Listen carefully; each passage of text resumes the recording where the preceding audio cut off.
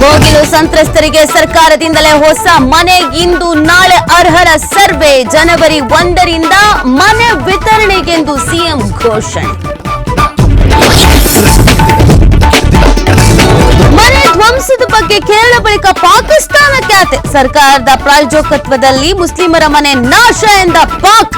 ನಿಮ್ಮ ಸ್ಥಿತಿ ಮೊದಲು ನೋಡ್ಕೊಳ್ಳಿ ಎಂದು ಭಾರತ ತಿರುಗೇಟು.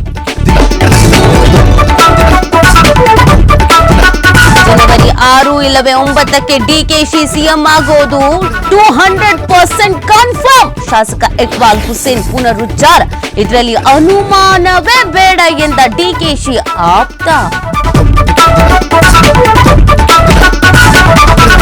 ರಾಜ್ಯದಲ್ಲಿ ಹೊಸ ವರ್ಷಾಚರಣೆಗೆ tough rules. Bar, pub, restaurant ಸಂಭ್ರಮಕ್ಕೆ ಸಮಯ ನಿಗದಿ. ಅಹಿತಕರ ಘಟನೆ ತಡೆಯುವುದಕ್ಕೆ ಖಾಕಿ ಸಕಲ ಸಿದ್ಧತೆ.